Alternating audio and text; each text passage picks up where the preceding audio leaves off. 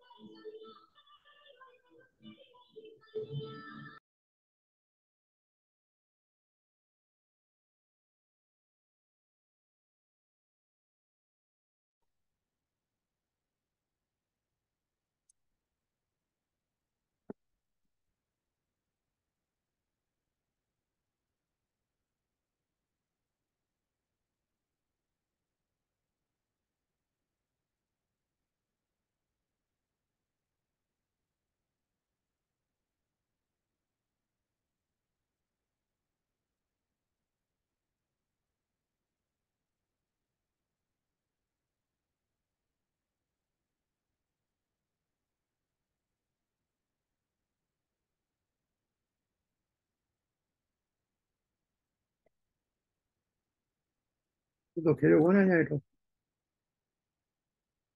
हाँ। बोल दो। बादाम खा ले दो, 5-7 हैं? बादाम खा ले, 5-7 गर्मा।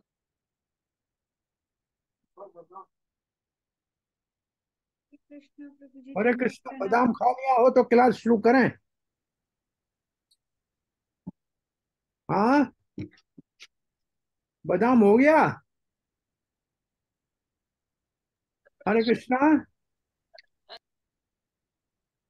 हाँ जी, हरे कृष्णा प्रभु जी, सादर प्रणाम। धन्यवाद। वो बादाम खा लिया तो अभी क्लास शुरू करें। हरे कृष्णा प्रभु जी। खुला हुआ था मेरा, ये खुला हुआ था। पता नहीं कोई बादाम खा रहा था, जी मैं माता जी, खा खुला रहा हुआ था। मैंने कहा है बादाम, देखो तो दिमाग तेज होगा तो कथा सुन समझ में आएगी। प्रभु जी अकेले अकेले बादाम खा रहे, बाकी को नहीं खिला रहे ना ये। हरे कृष्णा। हरे कृष्णा। हरे कृष्णा, दंडवत प्रणाम प्रभु जी। धन्यवाद। गुरवे गौरचंद्राय राधिकाय तदालय कृष्णाय कृष्ण भक्ताय तद्भक्ताय नमो नमः। ओम नमो भगवते वासुदेवाय। ओम नमो भगवते वासुदेवाय। ओम नमो भगवते वासुदेवाय। नारायणं नमस्कृत्यं नरं चैव नरोत्तमं देवीं सरस्वतीं व्यासं ततो जयम्। नष्टप्रायेषु भद्रेषु नित्यं भागवत सेवया भगवती उत्तम श्लोकिर अभी भक्तिर स्टार्टिंग है। की एक मिनट अभी तो यहाँ रख देती हूँ। देवकी तो रख दूँ। नंदनाय च नंद मैं तो नाम लिख दूँ, आप कर अपना। गोपाय नमो नमः। जय श्री कृष्ण चैतन्य प्रभु नित्यानंद श्री अद्वैत गदाधर शिवासदि गौर भक्त।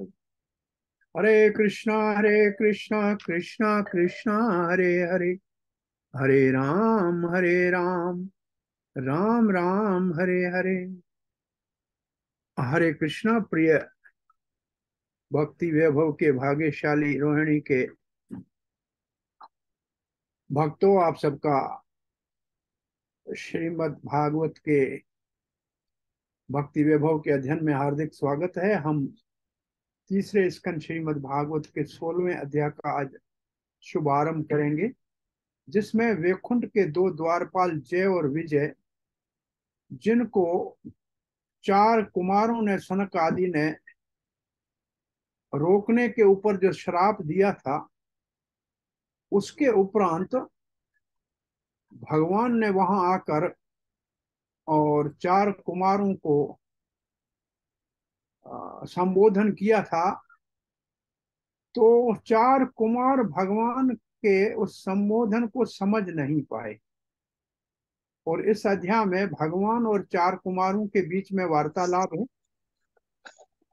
संवाद है, और जय और विजय के शराब का वर्णन है। तो आइए, जो पहले 12 श्लोक जो है ना, 1 से 12 तक, उसमें भगवान विष्णु 4 कुमारों से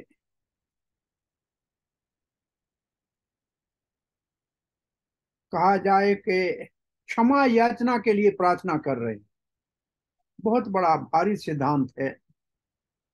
उसका मूल जो जो उसका मूल सार है ये कि सेवक का अपमान, सेवक का सेवक के द्वारा त्रुटि हो या गलती हो तो स्वामी को उसका अपने आप को दायित्व संभालते हैं। ये बहुत बड़ा सिद्धांत है। भगवान ने ऐसे, श्री रामचंद्र ने भी एक बार विभीषण श्री रंगम मंदिर में आया था, तो अभी भी आते हैं, तो किसी ब्राह्मण के ऊपर उनके पांव का अंगूठा ही लगा तो वो मूर्छित होकर गिर पड़ा।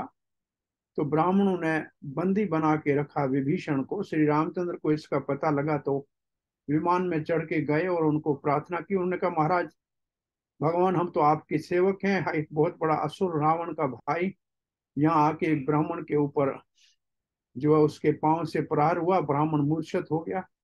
भगवान ने कहा तो उसको तो दंडित करना चाहिए, कौन है वो? जब विभीषण को सामने लाया गया तो भगवान ने कहा, सुनो ब्राह्मणों, ये मेरा सेवक है। सेवक का अपराध स्वामी अपने ऊपर लेता है, तो आपको जो दंड देना है मुझे दे दो। अब तो सारे ब्राह्मण बेचारे विचलित हो गए, कहा कि महाराज हम आपके सेवक हैं, आपको कैसे दंड दे सकते हैं? बोला फिर मेरे सेवक को मुक्त करो। तो ये सिद्धांत भगवान का निरंतर चलता आ रहा है।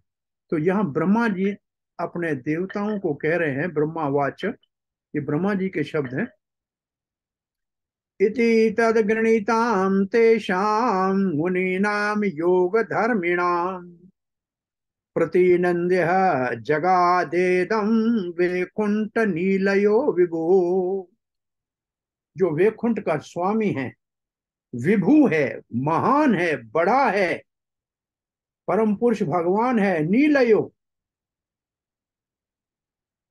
उसके अंदर कोई भी वैकुंठ ऐसी जगह है। वैकुंठ नीलयो का मतलब, ये नीलया का मतलब जहाँ रहने का स्थान, जैसे विद्यालय होता है या औषधालय होता है, ऐसे वैकुंठालय है। तो वैकुंठ नीलाय ऐसा स्थान है जहाँ किसी को कोई चिंता नहीं होता है। वो भगवान जब आए, इति तद गृणीताम तेषाम, उन चार कुमारों के प्रति भगवान ने ऐसे वचन कहे। कौन ऐसे कौन थे जिनको कहा? मुनि नाम योग धर्मी नाम। ये चार कुमार योग के धर्म में परिपूर्ण थे, सिद्ध थे। प्रतिनिंद्य, और प्रतिनिंद्य का अर्थ है उनका अभिनंदन किया। जगादे इदम, जगाद, भगवान ने ये वर्ण कहे, इदम क्या शब्द कहे वो आगे भगवान के शब्दों का वर्णन आएगा। तो इसका अर्थ ये हुआ, ब्रह्मा जी देवताओं को कह रहे हैं उन चार कुमारों का अभिनंदन करके, स्वागत करके, भगवान ने बड़े मधुर वचनों में उसका स्वागत किया। किसने किया? वैकुंठ नाथ ने किया, जहां कोई भी चिंता किसी को नहीं है। इस श्लोक के ऊपर तात्पर्य नहीं है। दूसरा श्लोक पढ़ रहे, श्री भगवान वाच। अभी वैकुंठ नाथ चार कुमारों को संबोधन करके क्षमा याचना मांग रहे हैं। एतौ तौ पादौ मह्यम, ये द्विवचन में, दो वचन में है।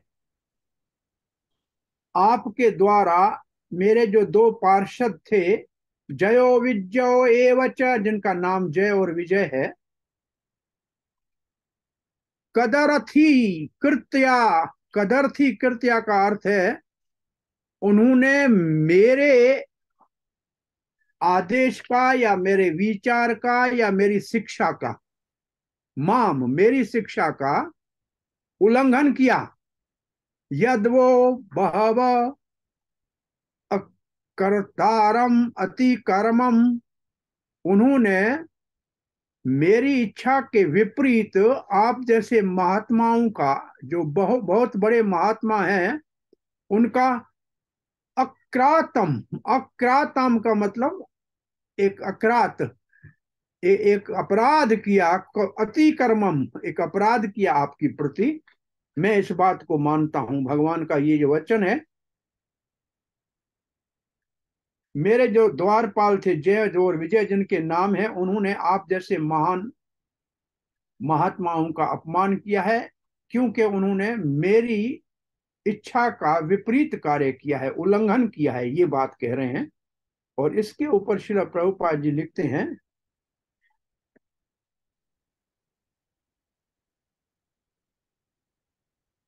इसके ऊपर श्रील प्रभुपाद जी लिख रहे हैं, अपराध भक्तों के प्रति कोई करे तो ये बहुत गलत बात है। कोई वैकुंठ, अब ये बात बहुत भारी है, इस बात को समझना मुश्किल है। आप ध्यान से ये दो लाइनें सुनिए।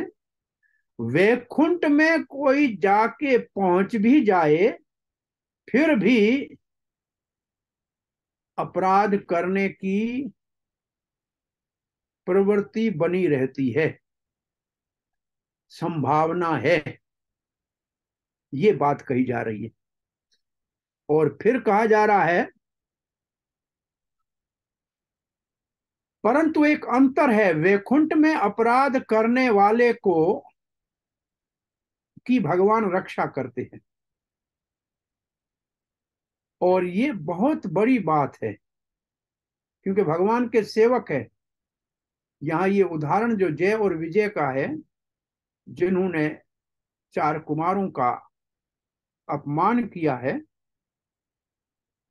तो भगवान उनकी रक्षा करेंगे। ये अकस्मात ऐसे हुआ है, इसको जय और विजय का पतन नहीं कहा जाएगा, क्योंकि वो भगवान की सेवा में लगे थे। और उन्नत भक्तों को कभी भी ये नहीं सोचना चाहिए कि उनका पतन हुआ है। और भगवान का उस स्थान के ऊपर आना जहां ये दुर्घटना हुई है, वाद विवाद हुआ है भक्तों के बीच में 2 प्रकार के, ये भक्तों के हृदय को प्रसन्न करने के लिए है। भगवान ये जान गए, अब ये बड़ी बात लिखी हुई है, भगवान ये जान गए कि ये 4 कुमार मेरे चरणों का दर्शन करने के अभिलाषी थे, और इनके मेरे चरणों के दर्शन के अभिलाषा में बाधा डाला है मेरे सेवकों ने। तो भगवान स्वयं ने आके उनको अपने चरणों का दर्शन कराया।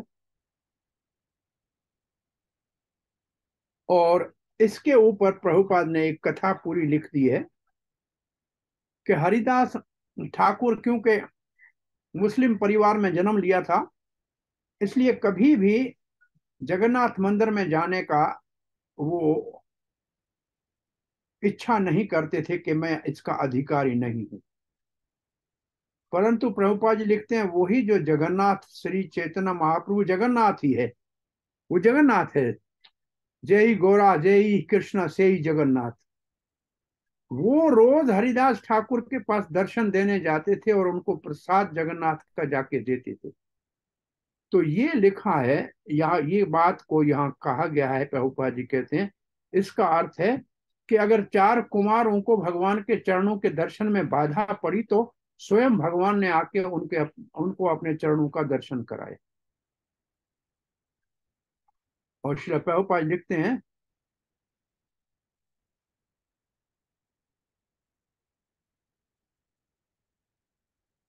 यहाँ भागवत में भी ऐसा ही उदाहरण दिया हुआ है कि इन 4 कुमारों को भगवान ने आपके अपने चरणों का दर्शन कराया।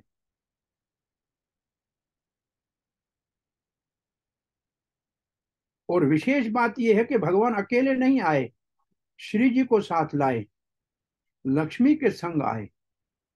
और लक्ष्मी का दर्शन करने की कोई अभिलाषा नहीं थी, परंतु इतना बड़ा उनको आदर दिया गया कि भगवान अपनी अंतरंग शक्ति के साथ लक्ष्मी के साथ आके उनको दर्शन दिया।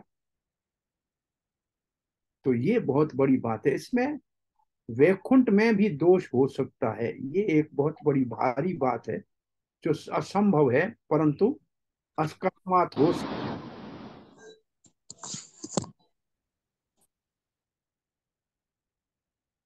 अब जब भक्त अपराध करते हैं और भगवान के आदेश का या इच्छा का अवहेलना करते हैं, इसका अर्थ है कि भक्त का भगवान से जो संबंध है उनको ज्ञान नहीं है। इसको कहते हैं कनिष्ठ भक्त, जो भगवान का तो आदर करता है लेकिन भगवान के भक्तों के प्रति उनको व्यवहार करने नहीं आता है। तो तीसरे श्लोक में लिखा है, यस्तव एत्यो धृतो दंडो भवद्भीर माम अनुवर्तित वर्तई। अच्छा किया जो आपने इनको दंड दिया है ना, मैं भी उसका अनुमोदन करता हूं, मेरे इच्छा है कि आपने अच्छा किया।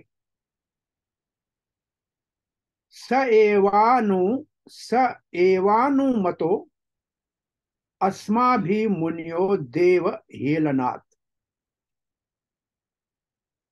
हे महामुनियो, आपके दंड का मैं अनुमोदन करता हूं, क्योंकि आप मेरे भक्त हो।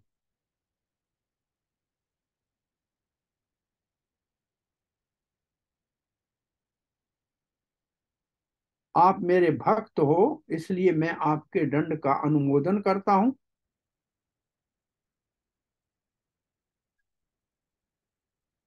और इसका भाव ये है,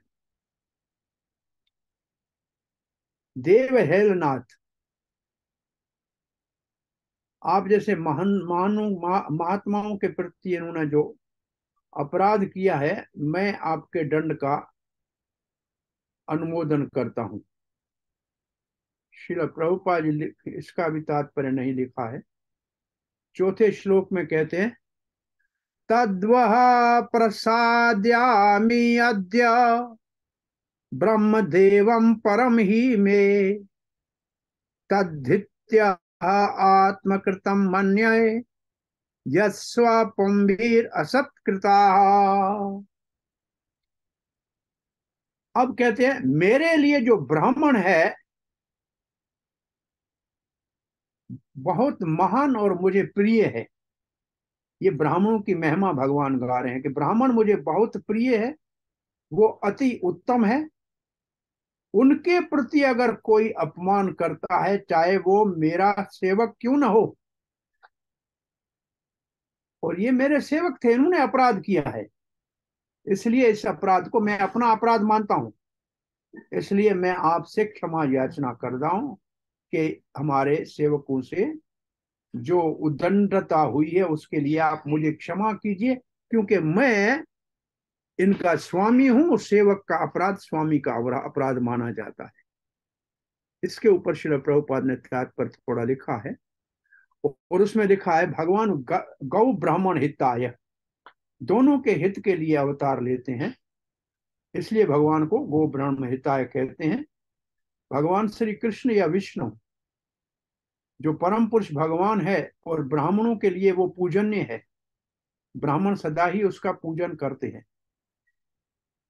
ऋग्वेद में भी मंत्र आया है, ऋग्वेद का, कि ब्राह्मण भगवान के चरणों का हमेशा ध्यान करते हैं, विष्णु का। ओम तद विष्णु परमम पदम सदा पश्यन्ते सूर्य, या सूर्य का अर्थ है देवता। जो देवता के समान ब्राह्मण हैं, सद्गुण वाले, वो सदा भगवान विष्णु के चरणों का स्मरण करते। ब्राह्मण कहते हैं जो प्रमाणित ब्राह्मण है वो भगवान का चरणों का सदा ध्यान करते हैं, राम का, श्री कृष्ण का या विष्णु का। परंतु जो तथाकथित ब्राह्मण है, जन्म से ब्राह्मण है, परंतु ब्राह्मण जैसे जिनके कर्म नहीं है, और विशेष रूप से वैष्णव से द्वेष करते हैं, उनको ब्राह्मण नहीं मानना चाहिए। ब्राह्मण का अर्थ है वैष्णव, और वैष्णव का अर्थ है ब्राह्मण। जो भगवान का भक्त है वो ब्राह्मण पहले ही है। यही नीति है। क्या नीति है? ब्रह्म जानाति इति ब्राह्मण। ब्राह्मण वो है जो ब्रह्म को जानता है, और जो ब्रह्म को जानता है वो वैष्णव है, क्योंकि वो भगवान को भी जानता है। क्योंकि भगवान को जो जानता है वो ब्रह्म को अपने आप जान लेता है। इसलिए वैष्णव पहले ही ब्राह्मण है, क्योंकि वो भगवान को जानता है, तो वो ब्रह्म को तो अपने आप जान जाता है, इसलिए वो ब्राह्मण भी है।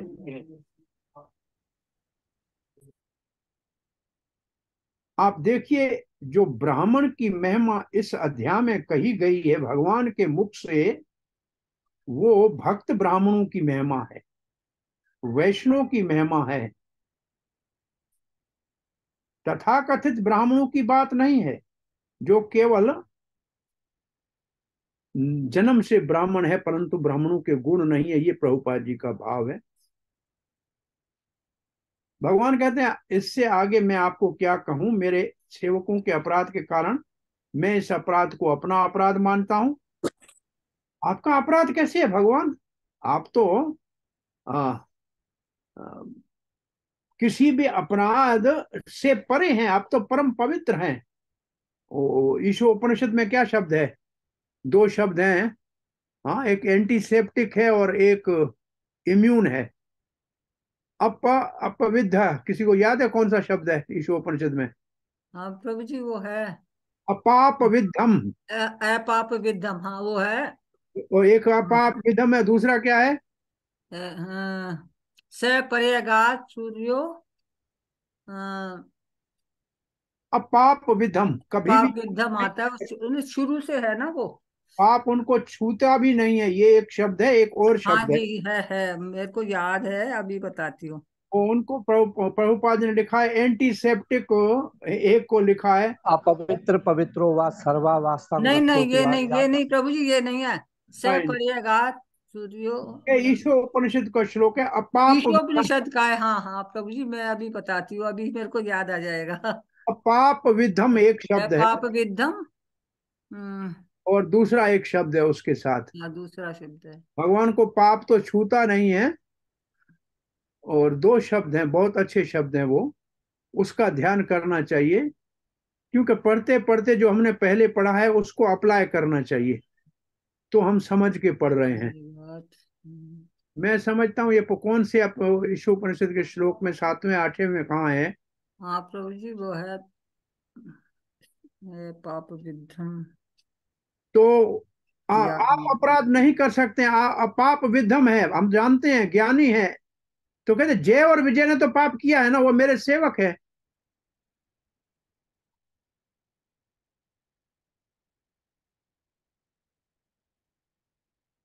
मैं उनसे स्नेह करता हूं, इसलिए मैं उनके पाप को अपना पाप मानता हूं। मैंने नहीं किया है, लेकिन मेरे सेवकों ने किया है। ईशोपनिषद का श्लोक किसी को समझ में आए तो याद करना। 5वां श्लोक पढ़ रहे हैं।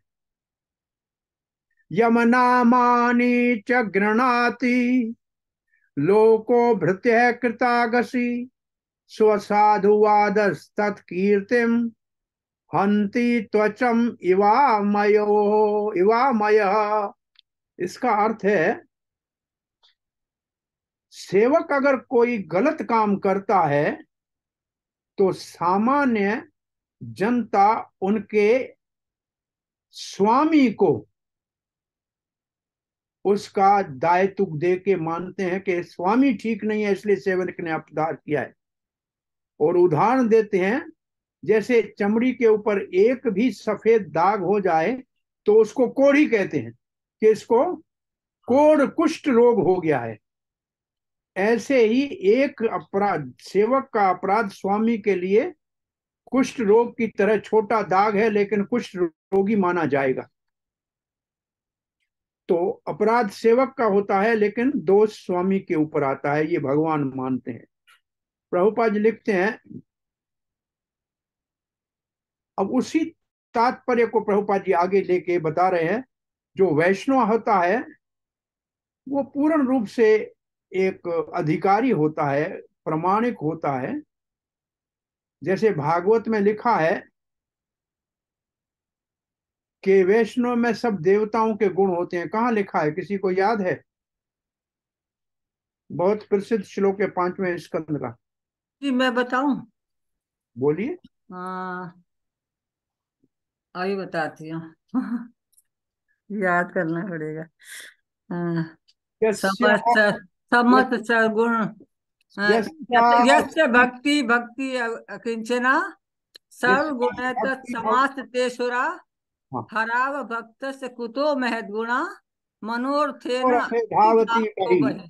ये श्लोक है। हाँ जी, उसका और प्रभु जी ये भी याद हाँ आ गया मुझको, ये वाला ना जो ईशोपनिषद वाला था। वो हाँ, वो है स पर्यगात शुक्रम में कायम में वर्णम स्नावि शुद्धम पाप विद्धम कवि हाँ, मनीषी परिभू स्वयंभू याथा तथ्य अर्थान व्यधात व्यधात शाश्वतीभ्य समाभ्य। तो इसमें जो एक है अपाप विधम के आगे लिया है शुद्धम, लिखा है शुद्धम शुद्धम शुद्धम शुद्धम है पाप विद्धम। शुद्धम और अपाप विधम है हाँ बराबर। जी हाँ जी। ठीक है, तो ये श्लोक अभी आपको समझ में आ गया कि 5वें स्कंद भागवत का श्लोक है। क्योंकि प्रभुपाद ने भागवत लिखा है, श्लोक नहीं लिखा है, तो आपको ढूंढना चाहिए। और फिर प्रभुपाद जी यहां से एकदम चैतन्य चरितमृत में चले जाते हैं कि जो भक्त है वैष्णव, उनमें 26 गुण होते हैं। और ये गुण जैसे हम भक्ति में उन्नति करते हैं, कृष्ण भावना में, ये गुण हमारे जीवन में विकसित होने लगते हैं। और उनमें एक गुण ये है कि वो कभी भी किसी के प्रति अपराध की भावना न रखे, क्योंकि एक अपराध भी एक जो जख्म तो मिट जाता है, उसके बाद जो निशान होता है वो निशान रह जाता है। और वो भगवान के ऊपर, इससे हम आपको इससे एक विशेष शिक्षा से देना चाहते हैं कि हम कृष्ण भावना में श्रील प्रभुपाद संस्थापक आचार्य है। हमारे छोटे भी चरित्र में दोष को वास्तव में लोग पूरी संस्था के संस्थापक को कहेंगे, अरे ये प्रभुपाद का भक्त है, इसमें ये दोष दिख रहा है, इसका मतलब अपमान प्रभुपाद जी का होगा। ऐसे यहां लिखा हुआ है कि भक्त कभी कोई निंदित कार्य करता है तो भगवान के ऊपर वो एक स्कार की तरह एक धब्बा लग जाता है। और हमको सोचना चाहिए, हमारे जीवन में बाहर हम माला हाथ में लेके और वैष्णव तिलक धारण करके अगर घूमते हैं और कोई भी ऐसा दुर्व्यवहार करते हैं तो उसका जो दाग है वो संस्थापक के पे ऊपर लगेगा। इसलिए सावधान रहना चाहिए। हमारे दोष से शुद्ध भक्त को और भगवान को दोष आरोपित होता है। और इसमें चक्रवर्ती पाद क्या लिखते हैं, भगवान कैसे अपराध कर सकते हैं? अगर करेंगे तो उनको कौन दंड दे सकता है? तो भगवान के ऊपर तो कोई दोष नहीं लगता है। अरे बोला दोष क्या है, भगवान अपराध नहीं करते हैं, परंतु सेवक के दोष के कारण उनके ऊपर आरोप आ जाता है। स्वामी का जो सम्मान है वो सेवक के पाप से नाश हो जाता है। ऐसे कहते हैं, पुत्र के दोष से पिता की मान की हानि होती है, शिष्य के दोष से गुरु के मान की हानि होती है, भक्त के दोष से भगवान के मान की हानि होती है, पत्नी के दोष से पति के मान की हानि होती है, प्रजा के दोष से राजा के मान की हानि होती है। ये एक सिद्धांत है। और उदाहरण ये दिया है कि एक छोटा सा दाग भी चमड़ी पे हो जाए तो उसको कहते हैं कुष्ठ रोगी है। अब हम आगे का श्लोक पढ़ रहे हैं।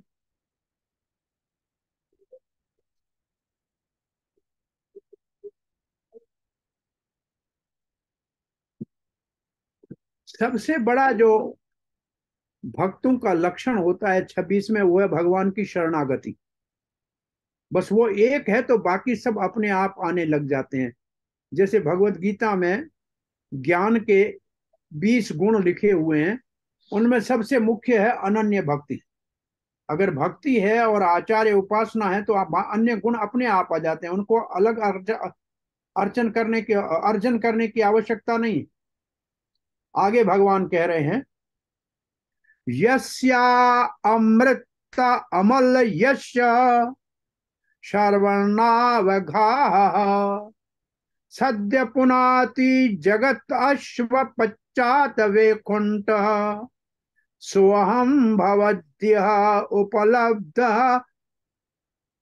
सुतीरथ कीर्ति छिंद्यम स्वबाहो न पीब प्रतिकूल व्रतम। ये अंतिम जो शब्द है ना, बड़ा भारी है।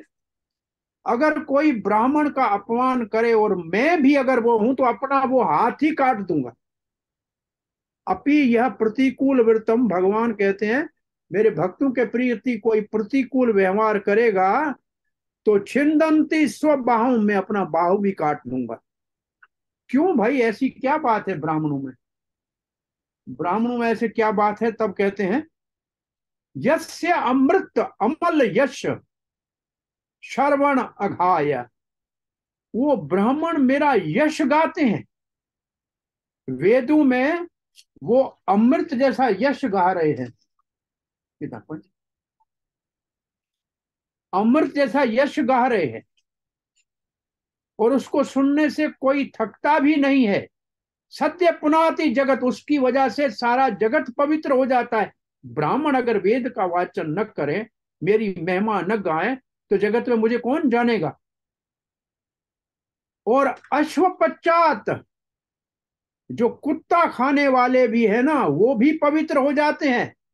वैकुंठ, वो सब परेशानियों से परे हो जाते हैं। सोहम भवद्य उपलब्ध, और आप ऐसे ब्राह्मण है, और तीर्थ है, सुतीर्थ कीर्ति ही। ये बहुत बड़ी बात कह रहे हैं। अब देखिए इसको अनुवाद आप जरा पढ़िए श्रीला प्रभुपाद जी का।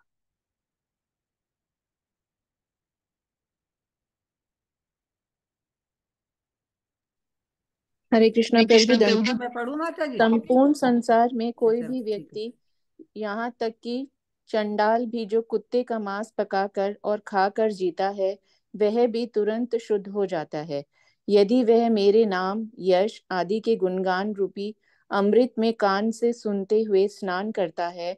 अब आप लोगों ने निश्चित रूप से मेरा साक्षात्कार कर लिया है, अतएव मैं अपनी ही भुजा को काटकर अलग करने में तनिक संकोच नहीं करूंगा, यदि इसका आचरण आपके प्रतिकूल लगे। अब देखिए इसमें बात विशेष ये है, कहते ये है कि देवता से भी ब्राह्मण बड़ा है, क्योंकि सबकी पूजा के लिए वेद के माध्यम से भगवान के गुणगान तो वही करता है। और जिस भगवान के गुणगान से सबका उद्धार होता है, चंडाल भी पवित्र होता है, तो ऐसे आप महान चार कुमार ब्राह्मण हो, आपके प्रति अगर मेरा हाथ भी अपमान करे तो मैं काट लूंगा। ये बात ऐसी भगवान कह रहे हैं, ब्राह्मणों का इतना सम्मान कर रहे हैं। वास्तव में इसके ऊपर चार कुमार विचलित हो जाएंगे कि भगवान ये जो कह रहे हैं, ये हमारे से प्रसन्न होकर कह रहे हैं, या हमारा उपहास कर रहे हैं, या हमारे ऊपर क्रोधित है, हमको समझ में ही नहीं आ रहा है। और वास्तव में ये बहुत बड़ा भारी बात है, ऐसे नहीं होना चाहिए। परंतु भगवान हम सबको सिखाते हैं कि वैष्णव और ब्राह्मण का सम्मान करना चाहिए, कभी अपराध नहीं करना चाहिए। ये भगवान के लिए नहीं है, परंतु इसको कहा ऐसे गया है। श्रील प्रभुपाद क्या लिखते हैं, अब यहाँ प्रभुपाद कहते हैं, समाज को, मानव समाज को पवित्र करने के लिए कृष्ण भावना अमृत संघ के जो सदस्य हैं, जो हर जगह भगवान के नाम का, हरे कृष्ण महामंत्र का कीर्तन करते हैं, अथवा भागवत का वितरण करते हैं या वाचन करते हैं, वो सबको पवित्र करते हैं। और जो बिल्कुल ही सिंसियरली, गंभीरता से कृष्ण भावना को जीवन में उतार के सार्थक करता है, उसमें कई दोष भी छोटा रह जाए तो भी वो शुद्ध हो जाता है। अब इसके बाद प्रभुपाद जी का भाव है, भगवत गीता के अंदर जो 9वें अध्याय में श्लोक है ना, उसमें पहले कहा है कि जो इस जन्म का अपराधी है वो भी मेरी भक्ति करे तो तर जाएगा। फिर कहा है जो उसके पूर्व जन्म में किए हुए पाप के कारण स्त्री, वैश्य या शूद्र के रूप में जन्म लिया है, वो भी मेरा भक्त शरण ले तो पवित्र हो जाएगा। ये जो 30, 31, 32 श्लोक जो है, इनका यहाँ प्रभुपाद जी अपि चेत सुदुराचारो भजते माम अनन्य भाग, ये श्लोक और 9वें भक्त प्रणश्यति, इसका भाव यहाँ दे रहे हैं कि एक बार कोई भगवान की शरण लेने का संकल्प कर ले, फिर उसमें कोई दोष भी रह जाए तो भगवान उसकी रक्षा करते हैं। पहले भी एक सिद्धांत आया था, उसको मैं और स्पष्ट करना चाहूं तो ऐसा है। अब आपको ये उदाहरण हम देते हैं कि आपके घर में कोई चोर बाहर से चोरी करने आए, तो आप पुलिस को फोन करके उसको पुलिस के हवाले करेंगे। आपका बेटा ही आपके घर से, आपकी जेब से 5,000 रुपया निकाल जाए तो आप क्या करेंगे? पुलिस को बुलाएंगे? नहीं, आप स्वयं ही उसको दंड देंगे सुधारने के लिए। ठीक ऐसे ही सामान्य संसार का व्यक्ति पाप करता है तो यमदूत उसको यमराज के पास ले जाके दंडित करते हैं। परंतु अगर भगवान के भक्त से कोई जाने अनजाने में त्रुटि हो जाती है तो वो यमराज के पास नहीं जाता है, भगवान ही उसका शोधन करते हैं, उसको पवित्र करते हैं, उसको दंडित करते हैं। और यहाँ आप देखेंगे प्रभुपाद जी ने तात्पर्य में भक्ति विनोद ठाकुर के भावों को लिखा है, और वो ये लिखा है कि हर एक व्यक्ति के दो, एक तो आध्यात्मिक उसका जो है व्यक्तित्व है और एक भौतिक शरीर का स्वभाव है। अगर अंतःकरण से आत्मा के स्तर के ऊपर उसने भगवान की भक्ति को स्वीकार करके शरण ले लिया है, परंतु उसके शरीर में पुराने संस्कारों के कारण कोई दोष है, तो उस दोष का निवारण भगवान करेंगे, परंतु उसको दंडित नहीं किया जाएगा। ये तात्पर्य आप अच्छी तरह से इसमें देखें। अपि चेत दुराचारों से लेके स्त्री वैश्या शूद्रा तथा तेपी यान्ति परम गतिम, यहाँ ये पूरे का पूरा 4-5 श्लोकों का भाव है। और फिर एक प्रभुपाद ने पद्म पुराण के श्लोक का यहाँ उदाहरण दिया है कि पत्थर मूर्ति को नहीं समझना चाहिए, वैष्णव की जाति से उसकी पहचान नहीं करनी चाहिए, गुरु को सामान्य व्यक्ति समझने की मूर्खता नहीं करनी चाहिए। इस श्लोक का भाव यहाँ दिया है, आप देख लीजिए।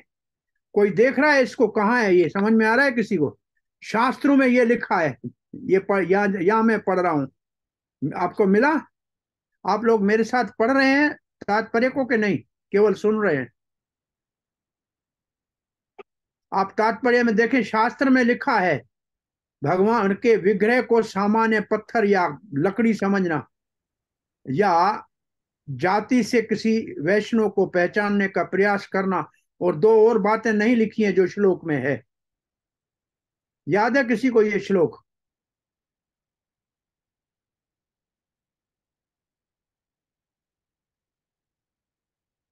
ये श्लोक है पद्म पुराण का, यस्यासी बुद्धि गुरु को सामान्य मानव, ये पूरा श्लोक है। यहाँ उसका आधा भाव प्रभुपाद ने दिया है।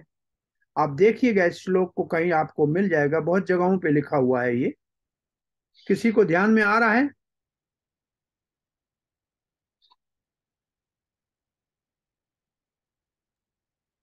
हरे कृष्ण प्रभु जी। इसी में ना ये भी है ना कि गंगा जी को नॉर्मल वो माना, नदी माना, एक साधारण नदी के जैसा। ये भी हो सकता है, ये भी हो गंगा सकता जी को साधारण हो सकता है। ये श्लोक है पद्म पुराण का, तो उसको प्रभुपाद ने यहाँ लिखा है, विशेष रूप से इस दृष्टि से लिखा है कि भक्त को जाति से नहीं पहचानना चाहिए। वो पहले चाहे चंडाल भी था, लेकिन अगर भगवान कृष्ण भावना में आ गया है तो अपने आप शुद्ध गया हो गया है। उसको फिर नहीं कहना चाहिए कि तुम पहले भंगी थे, तुम पहले चमार थे। ये कहने का अपराध है, पाखंड है, नहीं कहना चाहिए। ये प्रभुपाद जी साहब, क्योंकि हमारे प्रभु जी ये श्लोक है ना, ये शुचि सद्भक्ति, शुचि सद्भक्ति, उसके नीचे की लाइन है कि स्वे पाको अपि बुधे श्लाघ्यो न।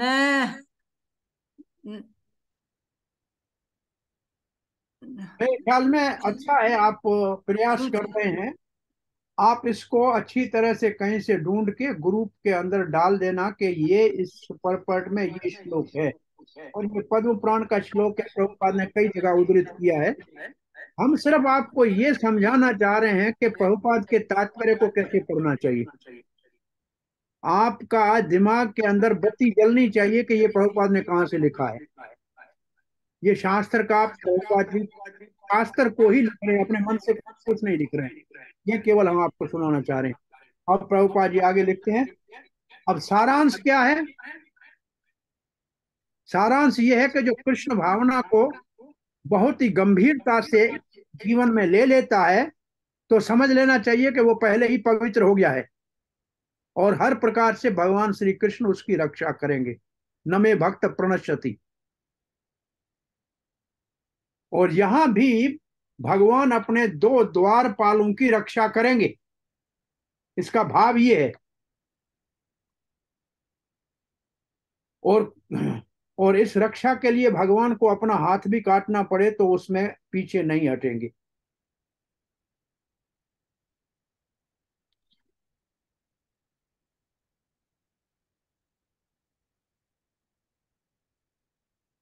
हमारे अपराध से भगवान आपको दोष लगेगा, और अगर हम आपको प्रसन्न करेंगे तो आपका प्रसन्नता बढ़ेगा। आपने ही हमारी सृष्टि की है, हम आपसे बड़े कैसे हो गए? हमारे को संदेह है इस बात में।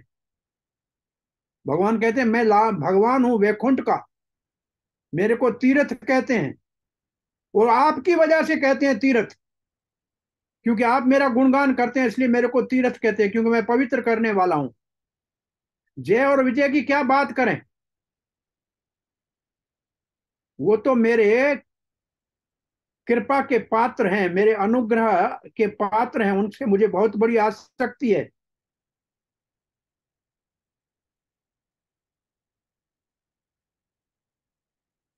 हमसे अपराध हो गया है, इसलिए हम आपको प्रार्थना कर रहे हैं कि हमें क्षमा कर दो। ये चक्रवर्ती पाद का मैं पढ़ रहा था। अब हम गए 7वें श्लोक में। प्रभु जी मैं सुनाऊं वो वाला श्लोक अब जी आप पूछ रहे थे अभी? बोलिए जी। वो है अर्चय विष्णु शिलाधि गुरुषु नर्मति अर्चा विष्णु शिलाया नर्मति वैष्णवे जातुर्बुद्धि विष्णवो वैष्णवा नाम और कलिमल नरपति मथने। गुरु के लिए गुरु को सामान्य व्यक्ति मानना और हाँ जी। वैष्णव जाति से पहचानना बराबर। कलिमल मथने पाद तीर्थे अम्बु बुद्धि। और गंगा को सामान्य जल समझना। हाँ हाँ शिरु विष्णु नामनी मंत्रे सकल कलुषहे शब्द सामान्य बुद्धि विष्णु सर्वेश्वरे से तदितर समर्थि यस्य वा नरकी सा। उसको नारकी उसको वा नारकी नारकी है। सा। इसका हाँ मतलब वो बहुत ही बड़ा जो है अपना अपमानित व्यक्ति है, नारकी नरक में रहने वाला व्यक्ति है जो इसकी ऐसी बुद्धि है। ये कहाँ से श्लोक है? पद्म पुराण का है प्रभु जी। पद्म पुराण तो मैंने कहा था। अब ये इसको आपका इस ग्रुप में डाल दें ताकि सबको ध्यान में रहे कि कहाँ इस श्लोक को प्रभुपाद ने उद्धृत किया है। ठीक है प्रभु जी डाल दूंगी प्रभु जी। और जो मैंने उस दिन श्लोक बोला था ना, दो भूत सर्गे लोके अस्मिन् देव आसुर एव च, वो वो भी तो पद्म पुराण का ही है प्रभु जी। वो भी पद्म पुराण में हो सकता है, लेकिन भगवत हाँ गीता के 16वें हाँ अध्याय उसमें भी है प्रभु जी, उसमें भी है, इसमें भी ऐसे ही है ये। दिवाओ इमाओ सर्गे लोके देवासुर एव च। हाँ विष्णु भक्ति स्मृतो देवे आसुरम तद विप्रय। अब हो सकता है कि आगे वाला श्लोक ऐसे हो। हाँ ये पद्म पुराण का ही है ये भी। और ना ये इसमें ऐसे ही दिया हुआ है, दो भूत सर्गे लोके अस्मिन् देव आसुर एव च विष्णु भक्त स्मृतो देव आसुरम तद विप्रय। हाँ हाँ जी, हाँ जी, हाँ जी। वो हाँ उसका जी। आगे का टुकड़ा ऐसे हो सकता है। हाँ जी। ये श्लोक आप स्वयं सब तो लिखे हुए हैं प्रभुपाद के किताबों में, फिर भी अध्ययन के समय इनको कहीं ना कहीं सबको दे दिया जाए तो अच्छा है। प्रभु जी मेरे को तो मोस्टली ना आते हैं, ये मैंने याद किए हुए हैं। अच्छा किया आपने। ये इम्पोर्टेंट श्लोका वाली बुक है ना, हाँ हाँ। उसके मेरे को जो 7 स्कंद तक के पूरे जो चैप्टर वो श्लोक हैं वो सारे कंठस्थ है। नहीं अच्छा है ये। आप इस उम्र में कर सकती हैं तो सबको प्रेरणा आपसे मिलनी चाहिए। और ये जीवन बहुत हमारा थोड़ा है, और इसमें और काम छोड़ के कुछ भगवान के इन शब्दों को, शास्त्र के श्लोकों को जो मंत्र के समान है, इनको स्मृति में लाना चाहिए। आप आपसे प्रेरणा लेनी चाहिए सबको। अब श्लोक 7वें में लिखा है यत सेवया चरण पदम पवित्र रेणुम सदयः क्षता अखिल मलम प्रतिलब्धशीलम न श्रीर विक्रमपि मां विजहाति यस्याः प्रेक्षः लवार्थ इतरे नियमम वहंती। इस श्लोक में कहते हैं कि आपके मेरी गुणगान करने के लिए लक्ष्मी मेरे चरणों को छोड़ के कभी जाती नहीं, और सारा संसार लक्ष्मी की कृपा को पाना चाहता है, और वो लक्ष्मी मेरे चरणों को नहीं छोड़ती है क्योंकि आप मेरा गुणगान करते हैं। ये इस श्लोक का भाव है। आप में से कोई इसका अनुवाद पढ़े प्रभुपाद जी का? पढ़िए। क्योंकि भगवान ने आगे कहा, क्योंकि मैं अपने भक्तों का सहायक हूँ, इसलिए मेरे चरण कमल इतने पवित्र बन चुके हैं, वे तुरंत ही सारे पापों को धो डालते हैं।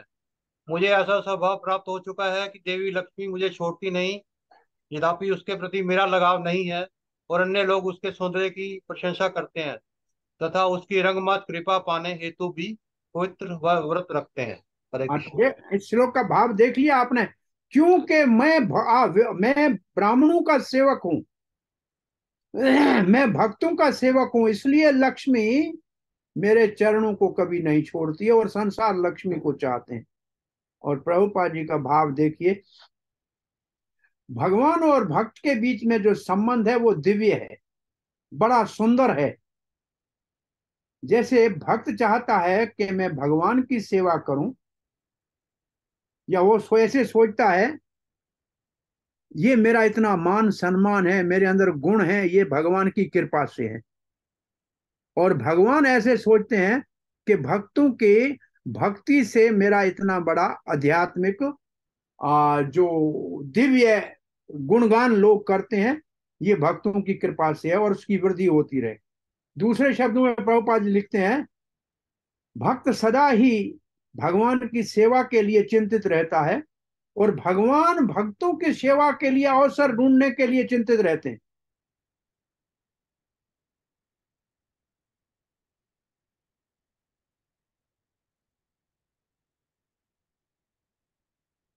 भगवान यहाँ ये कह रहे हैं कि जो भगवान के चरणों के रज का थोड़ा सा ही जीवन में आदर करके सेवन कर लेते हैं, तो वो बड़े महान बन जाते हैं, और उनके प्रति भगवान आसक्त रहते हैं, उनको अपना मान लेते हैं। और इसलिए लक्ष्मी भगवान के चरणों को कभी छोड़ के नहीं जाती। एक लक्ष्मी नहीं, सहस्र लक्ष्मी भगवान के चरणों की सेवा करते हैं। भौतिक जगत में तो कोई थोड़ा लक्ष्मी से लाभ मिल जाए तो उसके लिए बहुत बड़े व्रत रखते हैं और बहुत कठिन तपस्या करते हैं। इसलिए भगवान को भक्त वत्सल कहा गया है।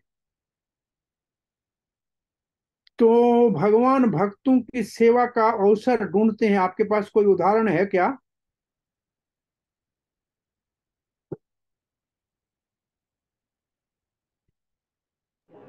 सुदामा जी का। सुदामा जी का क्या उदाहरण है? कि भगवान सुदामा के चरणों की सेवा कर रही है, करके सिखा रहे हैं कि ब्राह्मणों को सम्मान देना चाहिए, अन्य वर्णों को ब्राह्मणों का सदा आदर करना चाहिए। हाँ, अच्छा उदाहरण है। भगवान अर्जुन के सारथी बने हैं, ये भी तो भक्त की सेवा है। भक्त की सेवा के लिए भगवान अवसर ढूंढते रहते हैं। भक्त भगवान की सेवा के अवसर ढूंढता है, और भगवान भक्त की सेवा के अवसर ढूंढते रहते हैं। प्रभु जी, प्रहलाद महाराज का उदाहरण। प्रहलाद महाराज को तो नरसिंह देव ने कहा है, क्षमस्व माम, मुझे क्षमा करना, मेरे आने में देर हुई, मेरे कारण आपने बहुत जो है संकट सहे हैं। वो भक्त थे ना प्रभु जी, ध्रुव महाराज भी ऐसे ही थे। ध्रुव महाराज के पास भी भगवान गए थे। भगवान उनके पास गए थे। भगवान अवसर ढूंढते हैं अपने भक्तों की सेवा करने का।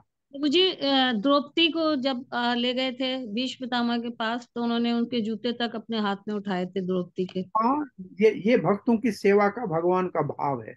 प्रभु परीक्षित महाराज के लिए तो भगवान जो है उत्तरा के गर्भ में ही प्रवेश किया। चले गए थे, गर्भ में चले गए थे। हाँ जी। तो भाव ये वास्तव में है। इससे पहले कौन सा द्रौपदी का उदाहरण दिया था? तो भगवान बड़े हैं, लेकिन उनको छोटे होने में संकोच नहीं है। दुनिया में हम सब बड़ा बनना चाहते हैं, और भगवान बड़े होते हुए भी छोटा बनने में सुख मानते हैं। और भक्तों की सेवा करने के लिए अवसर अवसर ढूंढते रहते हैं। प्रभु जी, एक वहां पे युधिष्ठिर महाराज जी का जब राजसूय यज्ञ हुआ था, तो भी भगवान ने सारे ब्राह्मणों की झूठी प्लेट लेने की सेवा ली थी, तो वहां पे भी और सर्विंग अरेंजमेंट। चप्पल चप्पल और उनकी सेवा ली थी बराबर। आठवां श्लोक पढ़ने जा रहे हैं। ये भगवान के नाहं तथाद्मिहि जयमान हविविताने सच्चो सच्च उदत्त ग्रत्त पुलत्त मदौहुत्त भुन्मुख मखे मुखे न यद ब्राह्मणस्य मुक्तश्चरतो अनुघासं तुष्टत्य मयि अवहितैहि निज कर्म पाकैहि। इस श्लोक में भगवान कहते हैं, यज्ञ में कोई मुझे बहुत बड़ी आहुति दे के प्रसन्न करने का प्रयास करे वो तो अच्छा है, परंतु उससे मैं इतना ज्यादा प्रसन्न नहीं होता हूं जितना ब्राह्मण के मुख से घी में जो सना हुआ एक ग्रास भी मुख में ब्राह्मण ले लेता है तो मैं संतुष्ट हो जाता हूं, और वो मेरे प्रसाद, भगवान मेरा प्रसाद खाते हैं ब्राह्मण, उससे मैं बड़ा संतुष्ट होता हूं। ये श्लोक का भाव आप पढ़ेंगे तो समझ में आ जाएगा। ये इसका सामान्य भाषा में अर्थ है। एक ये भी आपको कला सिखाना है, हम सिखा रहे हैं। वो ये कला ये है कि एक होता है जो शब्द किताब में लिखे हैं उनको रट के याद करना, और दूसरा होता है अपनी भाषा में, सामान्य भाषा में अपने भाव से उस श्लोक के अर्थ को समझने का प्रयास करना। अब देखो, हमने अपनी भाषा में आपको बता दी, अब आप देखिए पढ़ के क्या लिखा है। पढ़िए जी। यज्ञ अग्नि में जो मेरे ही निजी मुखों में से एक है, कर्ताओं के आवाज द्वारा। ठीक नहीं है, आवाज ठीक नहीं है, जरा जिसका माइक ठीक है वो पढ़े। हरे यज्ञाग्नि कृष्णा। जो मेरे ही निजी मुखों में से एक है, यज्ञकर्ताओं के द्वारा डाली गई आहुतियों में मुझे उतना स्वाद नहीं मिलता जितना कि घी से सिक्त उन व्यंजनों से जो उन ब्राह्मणों के मुख में अर्पित किए जाते हैं, जिन्होंने अपने कर्मों के फल मुझे अर्पित कर दिए हैं और जो मेरे प्रसाद से सदैव तुष्ट रहते हैं। अब तात्पर्य में प्रभुपाद जी अद्वैत आचार्य का उदाहरण देते हैं कि उन्होंने अपने पिता, अपने घर में श्राद्ध का भगवान को भोग लगाकर पहला जो प्रसाद है वो हरिदास ठाकुर को अर्पण किया। हरिदास ने कहा, अरे मैं तो नीच हूं, तुच्छ हूं, मुसलमान के घर में जन्म लिया है, मुझे क्यों देते हो? तो हरिदास ठाकुर के लिए अद्वैत आचार्य कहते हैं, आप महान वैष्णव को पहले खिलाने से 1,00,000 ब्राह्मणों को खिलाने से ज्यादा फल मिलता है, भगवान इससे ज्यादा प्रसन्न होते हैं। ये तात्पर्य में बात लिखी हुई है और इसको आप समझ लेते हैं। जो अपने सारे कर, वैष्णव जो अपने सारे कार्यों को भगवान को अर्पण कर देता है, वो कुछ भी वो नहीं खाता है जो पहले भगवान को अर्पण किया जाता है। ऐसे वैष्णव के मुख से भगवान प्रसाद ग्रहण, भोजन ग्रहण करते हैं। इस बात को थोड़ा ध्यान से और समझना चाहिए। हमारे उपदेशामृत में ऐसा कुछ वर्णन है, किसी को याद है? भागवत के 11वें स्कंद का श्लोक के आधार पे उसमें वर्णन है कि 4 वर्ण भगवान के विश्व रूप से प्रकट हुए हैं। मुख से ब्राह्मण, हाथ से क्षत्रिय, उदर से वैश्य और जांघों से शूद्र। इसलिए सबका ये धर्म है कि भगवान की सेवा करें। और उसमें ये लिखा है कि क्योंकि ब्राह्मण मुख से उत्पन्न हुआ है, इसलिए भगवान ब्राह्मण के मुख से खाते हैं। भगवान का भोग लगता है या यज्ञ की आहुति में अग्नि के माध्यम से या ब्राह्मण के मुख से माध्यम से। तो यहां भगवान कहते हैं अग्नि से ब्राह्मण के मुख से मैं महान मानता हूं। और वहां प्रभुपाद ने तात्पर्य में लिखा है, उस ब्राह्मण के मुख से भगवान खाते हैं जिसके मुख से भगवान के गुणगान होते हैं, भगवान की कथा कीर्तन होता है, तो उस मुख से भगवान भोग को ग्रहण करते हैं। इसलिए हम अपने भक्तों को सदा एक सावधानी कहते हैं कि किसी के घर में भोजन के लिए कोई बुलाए तो पहले पेमेंट करना, कथा कीर्तन करके फिर भोजन खाना। तो आप उस खाने के अधिकारी हो, नहीं तो उनका कर्म आपको उठाना पड़ेगा। अब एक कथा हम आपको बताते हैं।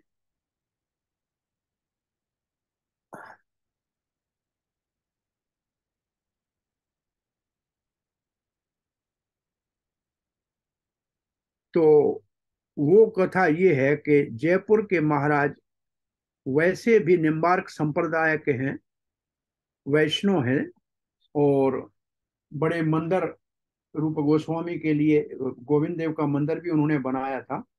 और फिर गोविंद देव को औरंगजेब के समय में अपने राज्य में ले जाके अपने जो दरबार आम थी उसके अंदर सबसे मिलने वाला जो उनका बड़ा स्थान था उसमें विराजमान कर दिया।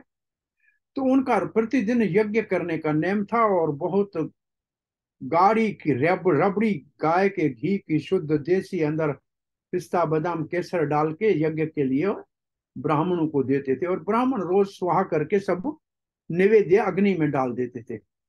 एक दिन ब्राह्मण उस जो बहुत आकर्षक उनसे उसके अंदर से जो सुगंध आ रही थी उससे रुक नहीं पाए, 2 चम्मच अग्नि में डाल के फिर आपस में मिल के सबने खा ली वो रबड़ी। उस दिन भगवान को रात को भगवान स्वप्न में आए, राजा को कहा कि आज आपका यज्ञ बहुत बड़ा पवित्र था और मैं प्रसन्न हो गया। तो दूसरे ने महाराज ने आके दूसरे दिन राजा ने ब्राह्मणों को बुलाया, बोला आपने कल कैसे यज्ञ किया था। अब तो ब्राह्मण बेचारे भयभीत हो गए कि राजा के किसी गुप्तचर ने देखा होगा कि हम भोजन का सारा सामान यज्ञ वाला खा गए, अब हमारे को दंड मिलेगा, इससे अच्छा है झूठ नहीं बोलना सच बोल रहे। का महाराज बात सच्ची आपको बताएं, वो जो 1 किलो से ज्यादा गाढ़ी रबड़ी आती है ना केसर पिस्ते वाली, कल हमारा मन वैसे उसको खाने के लिए इतना लालायत हुआ कि 2 चम्मच हमने स्वाहा किया, बाकी हम खा गए।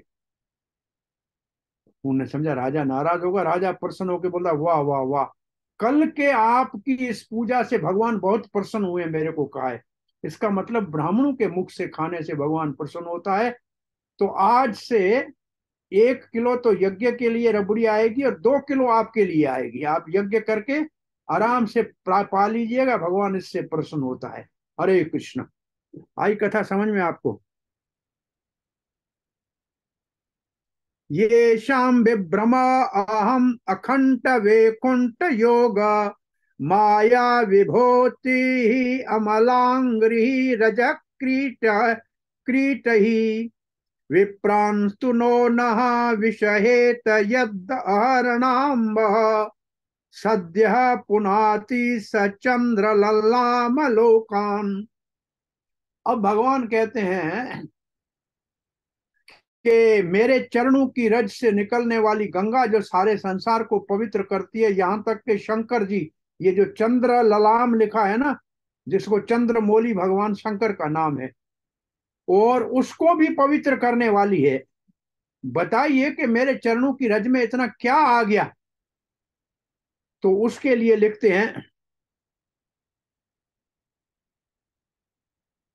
मैं अपनी अंतरंग शक्ति का स्वामी हूं, और गंगा का जल तो मेरे चरणों को धो के नीचे आता है और तीनों लोगों को पवित्र करता है, और शंकर जी भी उससे पवित्र होते हैं। क्यों ऐसे हो रहा है, ये क्यों इतना महान है मेरे चरणों का जल? तब कहते हैं कि मैं वैष्णव के चरण की रज को अपने माथे पे लगाता हूं।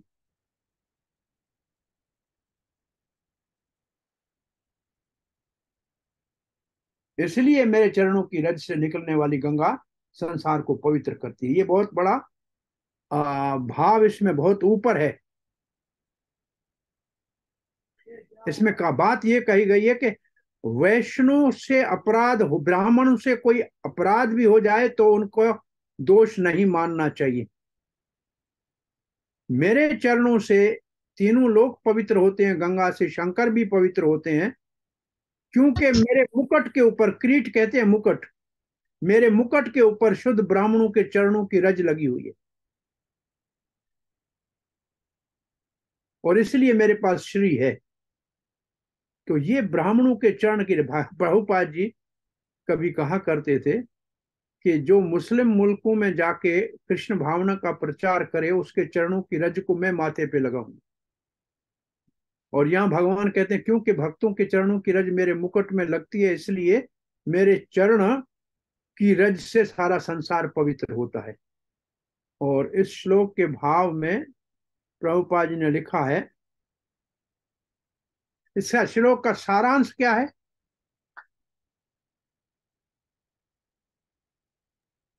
प्रभु जी, भगवान अपने भक्तों की वो कर रहे हैं ना अब, कि मैं भक्तों का मतलब जैसे भगवान कहते हैं भक्त पराधीना, तो उसी तरह भगवान क्योंकि भक्त वत्सल हैं, तो भगवान अपने भक्तों की महिमा का गुणगान कर रहे हैं इसके अंदर। तो एक श्लोक, एक लाइन में अगर कहा जाए तो कौन ऐसा है जो ब्राह्मणों के चरणों की रज को अपने माथे पे नहीं लगाएगा? जब मैं ही लगाता हूं तो और कौन मना करेगा? प्रभुपाद जी ने तात्पर्य में भगवान की अंतरंग और बाहरंग शक्ति का वर्णन किया है। अंतरंग शक्ति वैकुंठ में कार्य करती है, बाहरंग शक्ति जगत में कार्य करती है, और दोनों का क्या अंतर है उसको प्रभुपाद ने यहाँ वर्णन किया है। और फिर प्रभुपाद लिखते हैं, भगवत गीता में लिखा है, ऊर्ध्व मूल अध शाखम 15वें अध्याय की बात लिखी है। इसका मतलब भौतिक जगत आध्यात्मिक जगत का प्रतिबिंब है, ये बात लिखी है। और फिर लिखा है प्रभुपाद ने,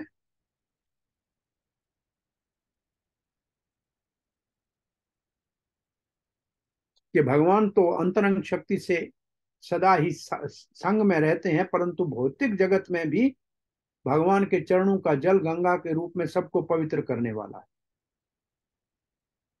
और इसलिए भगवान ब्राह्मण के और वैष्णव के चरण की रज की महिमा का वर्णन कर रहे हैं। जब इतना भगवान वैष्णव को और ब्राह्मणों को सम्मान दे रहे हैं तो फिर सबको देना चाहिए, कौन नहीं ऐसा करेगा? चक्रवर्ती पाद तो लिखते हैं, ब्राह्मण के द्वारा किए गए अपराध को क्षमा कर देना चाहिए, सह लेना चाहिए, उसके प्रति कभी भी प्रतिकार नहीं करना चाहिए। ये ठीक नहीं है। कौन नहीं ब्राह्मणों को सहेगा? और उदाहरण बहुत दिए हुए आगे, उनसे भले कोई गलती क्यों ना हो जाए लेकिन सह लेना चाहिए। भगवान ने उंगली से अपने मुकुट को दिखा के कहा, देखो ये मेरा मुकुट है ना, इसके ऊपर ब्राह्मणों के और वैष्णवों के चरणों की रज लगी हुई है, इसीलिए मेरे चरणों का जल सारे संसार को शंकर सहित पवित्र करता है। तो ये भाव यहां दिया है। समय हमारा हो गया, हम बहुत स्लो जा रहे हैं। मैं सोच रहा था 20 श्लोक कर लेंगे, लेकिन अब क्या कर सकता हूं मैं, 10वां श्लोक तो पढ़ लेते हैं कम से कम। ये मे तनो द्वैजवराम दुहित्र मदिया भूतानि अलब्धः शरणानि च भेद बुद्ध्या द्रक्ष्यन्ति अगक्षतः दृशो हे अहि मन्युस्ताम् गृधारुषामं क्षन्ति कुशन्ति अधिदण्डहने। तो इस श्लोक में भाव ये है, जो 3 चीजों को मुझसे अलग समझता है ना, एक ब्राह्मण, एक गाय और एक आश्रित। और आश्रित में प्रभुपाद ने 3 लिखे हैं, बच्चे, स्त्रियां और वृद्ध। इनको, ये मेरा तनु है, ये मेरा शरीर है, मुझसे अभिन्न है, और जो इनके प्रति भेद बुद्धि रखता है उसको यमराज के जो गीध हैं उनके आंखों को नोच के निकाल लेते हैं, क्योंकि वो सर्प की तरह मेरे आश्रितों का, ब्राह्मणों और गायों का अपमान करते हैं। अहि मन्युस, मन्युस कहते, अहि कहते हैं, अहि कहते हैं क्रोधित सर्प को, और मन्युस कहते हैं क्रोधित सर्प। तो यहां इस श्लोक का भाव है, 3 बातें लिखी है, ब्राह्मण, गाय और आश्रित। ये मेरा शरीर है। जो इनका अपमान करता है वो पापी है।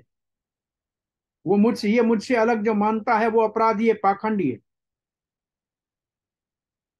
वो कैसे हैं? वो क्रोधित सर्प के समान है, और इनको दंडित किया जाएगा यमराज के गीधों के द्वारा, जो पापियों को दंड देने के अधिकारी हैं। और प्रभुपाद जी के तात्पर्य में दुहित्र शब्द को लेके, दुहितर शब्द कहते हैं बेटी को, और दुहिते कहते हैं गाय को। तो दुहितर भी सही है, क्योंकि गाय सूर्य की पुत्री है। शास्त्र में गाय को सूर्य की पुत्री माना गया है, इसलिए दोहिती हो या दोहितर हो। दोहितर लड़की को इसलिए कहते हैं, वो गाय को दोहती थी, दोहन करती थी, उससे अंग्रेजी में डाटर हो गया, और धी हो गया धिया। और धिया जो है दोहितर का ही बिगड़ा हुआ रूप है।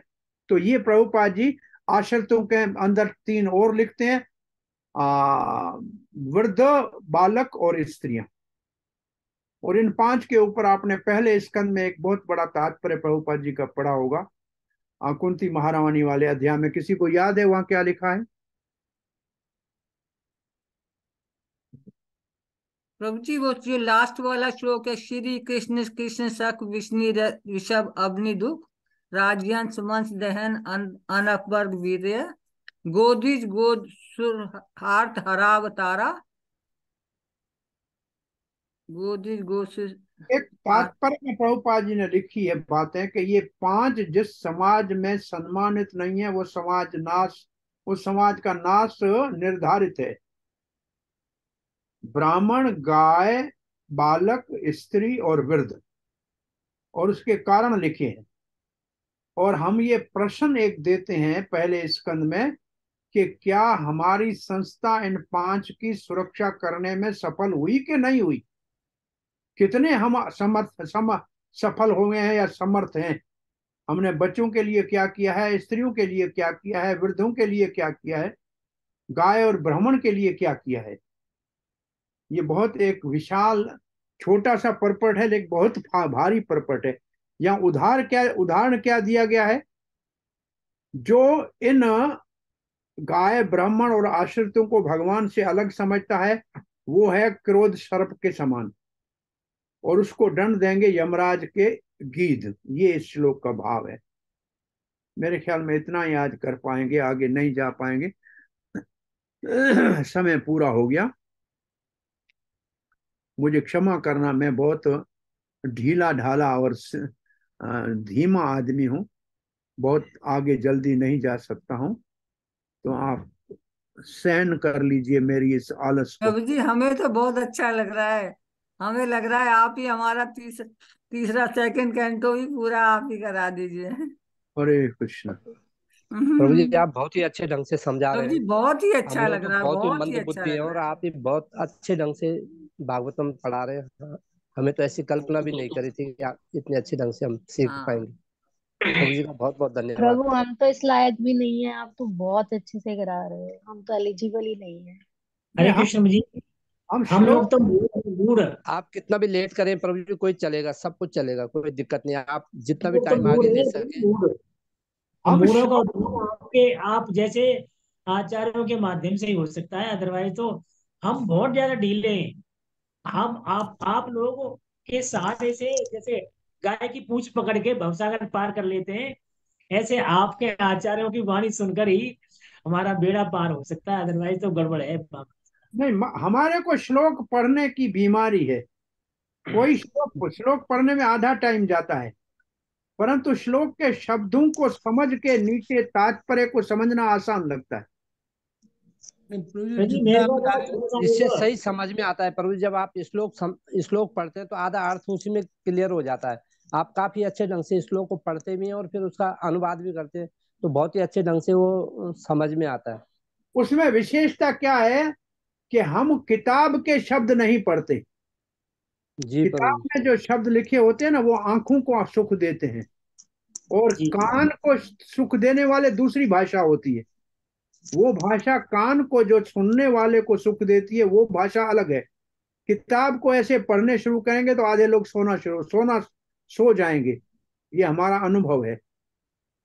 तो जी आप प्रभु सामान्य भाषा में श्लोकों को समझने का एक अभ्यास, और प्रभुपाद के तात्पर्य में क्या क्या छुपा हुआ है, गहरा गोता लगा के उन हीरों को ढूंढ के निकालना है।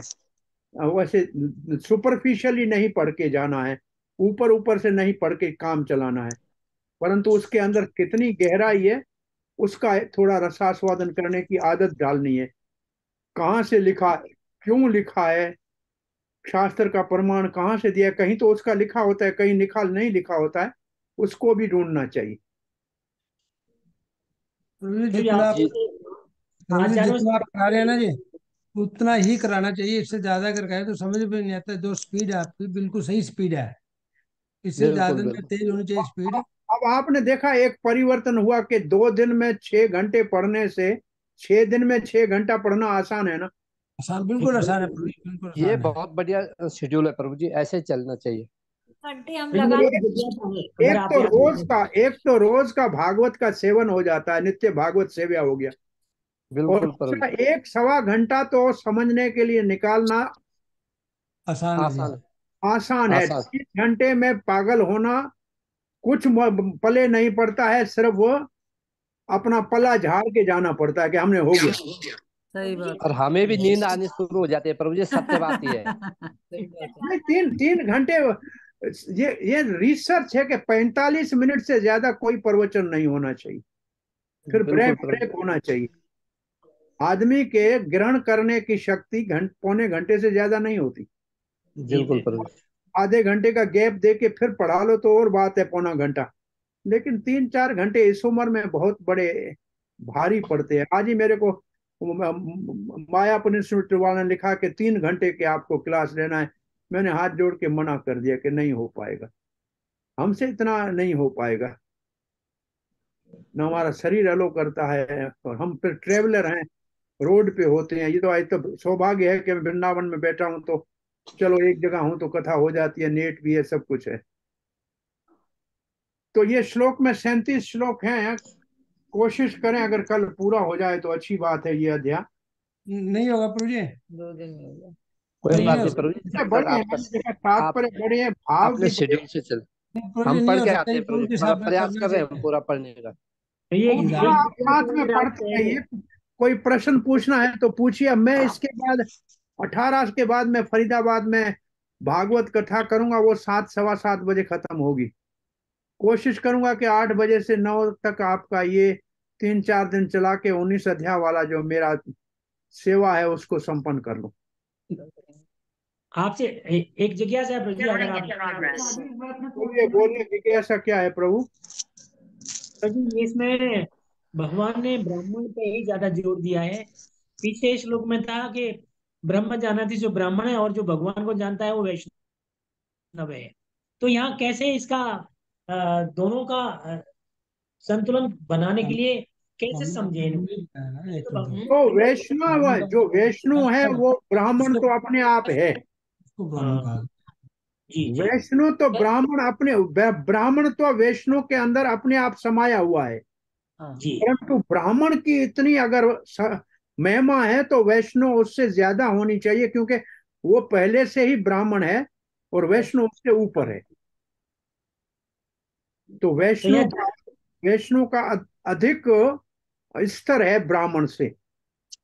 जी जी जी तो यहाँ ब्राह्मण की पहचान कैसे करें, या जाति से, या गीता नहीं जी में जो धर्म नहीं है? नहीं, जाति वाले को यहाँ नहीं माना गया है, जिसमें हाँ, ब्राह्मण के गुण है।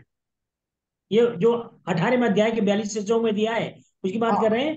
क्षमो दमो तप शौचम गुण है। शांति। 6 गुण वेदों में लिखे हैं, ब्राह्मणों के 6 गुण: यज्ञ अच्छा याज्ञ, पठन पाठन,